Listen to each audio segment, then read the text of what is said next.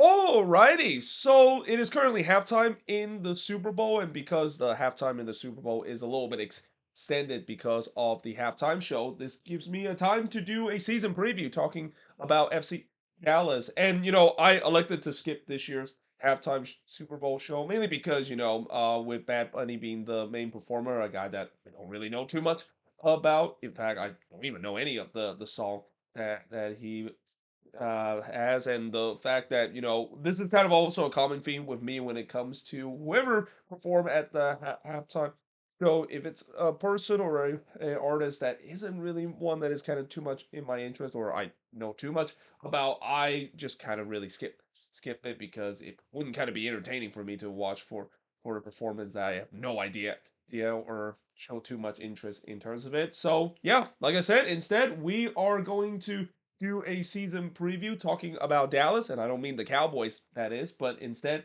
talk about FC Dallas this upcoming season. So for Dallas, obviously there are definitely some excitement for Dallas fans coming into the season. Last season, we saw, especially in the second half of the season, the potential that this team could be. I mean, a lot of people weren't talking about how good Dallas was in the second half of the season, and they had to be because it was a disastrous first half of the season for this team. This team looked like they were all on their way of see you next season mode by the time we hit July. But with an incredible under the radar run, they got themselves into the playoffs. But then, of course, they ran to the Vancouver Whitecaps, and yeah, obviously we knew they were going to get eliminated by the Vancouver Whitecaps when you're facing a juggernaut like that. But this season, there are definitely some potential that it could be better, and especially I think the one thing that can really make this Dallas team to become not just a dark horse heading into this season, but really maybe even a sneaky contender in the West is the fact that can they get that elite playmaker that it's pretty clear that they did miss that even when they were having a pretty good run of form in the second half of the season.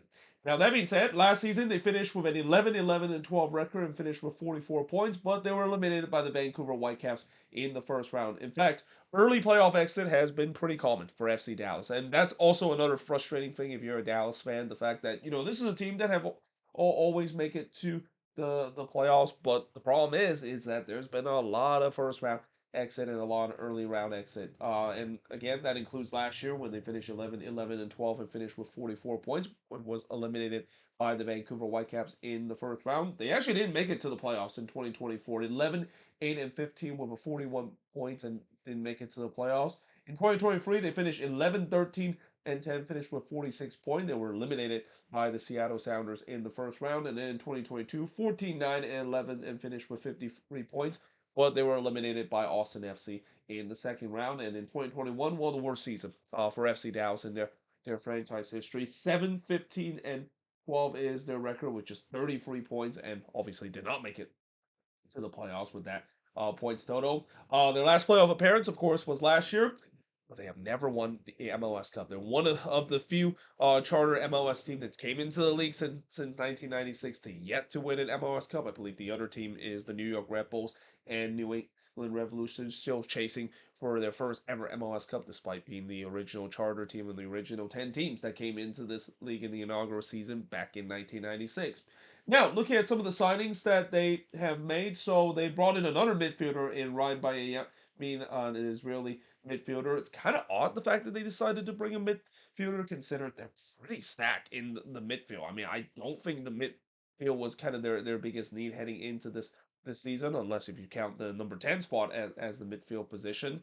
They also got Herman Johansson, a new left back for this team that most likely is probably going to be playing more as a wing back, that is. And then you also have Jonathan Siwas, who of course comes in after Martin Pass depart this offseason, going back to his native country in the Netherlands, and most likely will back up Michael Colucci in the goalkeeping depth chart. And then in the super draft, they drafted Ricky Lewis and Nicholas Simons as the two player that they picked up in the super draft. Looking at players that's no longer on this team, so as I mentioned, Martin Paz going back to his native country in the Netherlands. They also decided to not extend the loan and purchase Pedrinho outright. They also let go of Sebastian Leggett, Herbert Intley, Jacob Jackson, Matt Hedges, of course, announced his retirement, and also they decided to not extend the loan of a player known as Show this off season. Looking at the first 5 games for FC Dallas, so they start their first game at home against Toronto FC before playing against Nashville at home. They go on the road to face against LAFC before playing against San Diego at home, and then they have the Texas Derby, the El Capitan match between them and the Houston Dynamo. So a lot of home games for FC Dallas in the beginning of the season, which I mean that might be a good thing.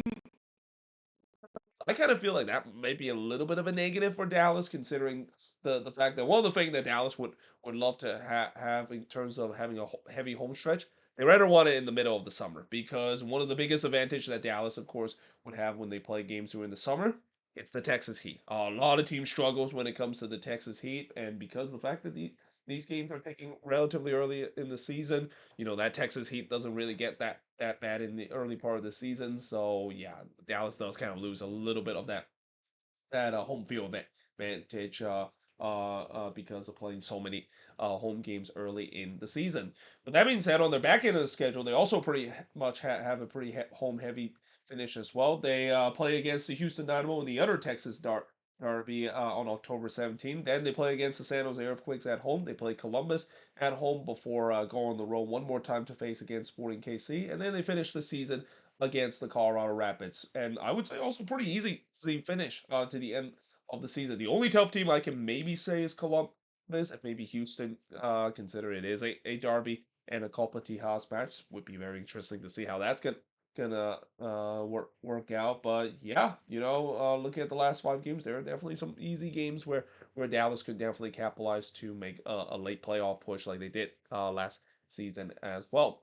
Now, looking at the strength of this team, I'm going to say it's the number 9 position and also the defense as well. And I know you might be laughing that I say defense as their strength, considering last season they gave up a lot of goals. But remember, the defense got much better as the season goes along. And I think a big part of the reason why the defense got better for Dallas is that it feels like maybe Peter Quill kind of become a little bit pragmatic last season. We know one of the thing about Peter Crow and the reason why Dallas brought him in the first place is the fact that Peter Crow is more known for his attacking style of play and tends to maybe push the lines a little bit higher up the pitch, and that's something that Dallas would wanted to have. Consider a lot of the fans were not happy when Nico Estevez was there going with a pragmatic approach. Well, when you decide to go with a more attacking approach, obviously the big risk of that is that you're going to get more open up on the defensive end. And while last season we saw in the beginning of the season where they were at times a very fun team to watch, especially on the road where they give up a lot of goals but also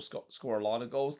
I don't think that was kind of something that Peter quote likes, the fact that it didn't really kind of give them the resort that they need. So once they started become a little bit more pragmatic and they're kind of a little bit back off when it comes to their approach, and at times kind of almost grinding games out each of the game, kind of brought them some success, and that's kind of an example of why sometimes in MLS play, I mean, you don't have to play the prettiest soccer in the world. I mean, I know every team wants to do that because they want to put a show for their fans and want to be a team that can consider be a contender, but sometimes you need to be a little bit pragmatic and maybe grind out games, because when you grind out games more times or not, that tends to be successful as well, as long, of course, you score enough goals, and we know that this team does have the goal scored. I mean, I mentioned the number 9, Petter Musa, was an elite goal scorer last year once again, and even Logan Farrington, right behind him as well, an elite goal scorer in that time, a playmaker as well. Well, speaking of playmaking, the biggest weakness of this team is obviously in that spot. So obviously, I was kind of surprised the fact that they still haven't really got a DP10, especially. I thought that was the biggest need that this team need this off season. Again, last year, they tried to do so with Lucho Acosta. Yeah, it didn't work out whatsoever. So once they got rid of him, not only the fact that the team got a little bit better, but the fact that it feels like maybe we saw last season, it's not because of the fact that Lucho Acosta didn't fit the system, but maybe it has something to do with the fact that Lucho Acosta was not putting the effort in killing the attack. So once he was gone and that distraction is over, it's no surprise that this team look much better going forward. But like I said, still going forward on the attacking end, they weren't really a pretty team watch, and this is where I go back to saying that they really spent a lot of the second half of the season kind of grinding out Resort, which is kind of the reason why they were really under the radar because they weren't really being noticed too much because of the style that they play. But a way to, of course, change that and really kind of raise the ceiling, as I mentioned in my first big question, is to get that DP10, and they have the space to do so. I mean, when you look at the rosters space that they have, especially the premium roster. They only have one DP on this team. Pedro Musa is the only DP on this team. I wouldn't be surprised they might be looking for a second DP either now or maybe in the summer because I think if they do have that DP10 and a guy that will consider to be the main playmaker of this team, feeding the ball to Logan Farrington and Pedro Musa and even some of the winger on this team, there's no doubt that it will really raise the ceiling of this team. And I know some people will say, well, technically they do have a couple a playmaker on this team on an example of that is Paxton Palmico, which I think he's probably the best playmaker of this team right now. But the problem with Paxton Palmico is the fact that he's been on and off the pitch pretty much every single season. He has had a tough time in terms of staying healthy, and that he's a guy that I remember a couple of years ago there was a lot of potential that he has, and maybe he could still fulfill that potential, but injuries has really dampened for that. I mean, if he doesn't get injured so many times and at times kind of not made out of glass, I would say that he would have not only met that potential, but I don't think he would have been an FC Dallas player anymore. He probably would have been sold off to Europe and maybe had a chance with the national team right now. So again, going back to what I said in terms of them getting a DP10, that will really raise the ceiling. If they can get that deal done and get the main playmaker that they need to help out in terms of feeding the ball to both Farrington and Musa. This is a team that will be very good going forward, and maybe Peter Quo can really start to open up a little bit more on the attacking it and heading into the season. Looking at the back though, that's where my second big question is for this team is the fact that will they once again roll out a five-man back line more this season. Now, that was kind of some of the things that I saw last season that Peter Quote did, where he did roll out a five-man back line, and I guess that maybe plays the reason why they were a better defensively and also kind of gone with a little bit more of a pragmatic approach. And looking at this roster, they can definitely go with a five-man back line. They have a lot of center backs on this team, and especially with them recently signing a new wing back and an attacking minded wing back in Herman Johansson, I would not be surprised. They might go with a five back line, and then they'll probably put Kumungo on the other side, which is kind of interesting to see Kumungo in that spot because I remember a couple years he was the number 9 of this team, and it's kind of interesting that his career has transitioned into that role as well, and so far he's okay doing that. I mean, for a guy that used to be a former number 9 and immediately switched to a wing back, that is definitely not an easy transition in terms of position in such a short amount of period. But I think Bernard Kamungo has done a pretty good job for the most part. So yeah, as a result, I wouldn't be surprised if Peter Cole might go more of a five-man back line, and again, mainly because of the fact that they just have so much depth in their defense and the team that tend to like to grind out resort more. It kind of makes sense the fact that they go with a free center back system with two wing back as part of the five-man back line for this upcoming season. And then last but not least, obviously, whenever we talk about Dallas, we have to talk about the fact that there's going to be a phenom coming out of North Texas SC or the Dallas Academy that will really shine with this team. We see it every single season with this team, and I feel like it's going to be the same case again. Somebody's going to break out. Somebody is going to be a guy that we probably didn't hear the name of this guy in the beginning of the season, and next thing you know, they turns out to be a regular starter by the end of the season. So who of course will be that guy? We will find out as the season goes along. But my prediction for this team in terms of the highs that they have, I'm gonna put them in fifth place. I think that's respectable. I think that's kind of usually a place where it's kind of like right there in terms of being a dark horse. I do think that this could be a dark horse team heading in to this season, especially if they do get that DP10.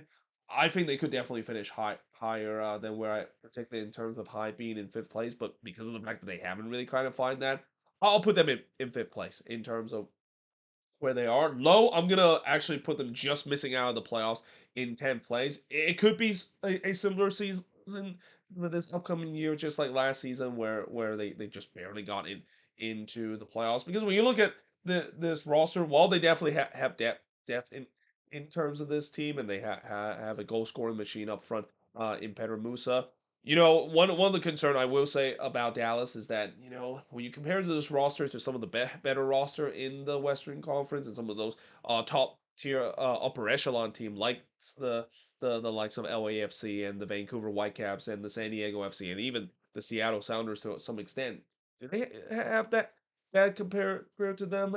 I don't think so. I think it is kind of like a mid tier kind of team, and let's say if they once again have a bad first half of the season, or maybe even a bad second half of the season, that could potentially get them into that spot. And especially if they don't find that playmaker that they desperately needed. If the goals started to dry up for this team, it doesn't matter how good and how pragmatic you are on the defensive end. If you don't score a lot of goals, yeah, you're not going to win a lot of games, and that's when the fan base will not be very happy and will feel like, oh boy, it looks like we're watching Nico Estevez ball once again, and it's kind of the whole reason why Nico Estevez got himself run out of town because of his defensive kind of mindset that draw a lot of FC Dallas fans crazy during the end of his tenure.